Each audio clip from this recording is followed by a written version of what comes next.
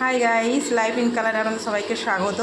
দেখো গাইস, আমার ভাইকে আজকে দেখতে আসবে, তাই ওরা আসছে ভাত খাবে, তাই এত কিছু রান্না হয়েছে। চিংড়ি মাছের মালাইকারি হয়েছে, আলু ভাজা হয়েছে, পটল ভাজা হয়েছে, আমের চাটনি, বেগুন ভাজা, আলু পটলের তরকারি, কাগজি, ঘি, ডাল, এটা নবরত্ন, আর এটা হচ্ছে মাছের তেল ভাত।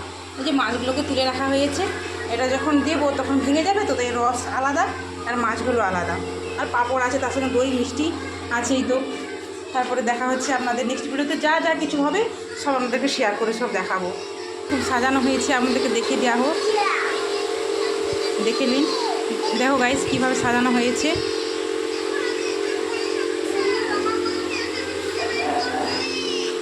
এটা আমার বাপের বাড়ি, সেটা আমার সেটা বাড়ি, সেটা হচ্ছে সেটা তাতে থাকে, তাতে এজবেস্টারের বাড়ি ঘেরা থাকে।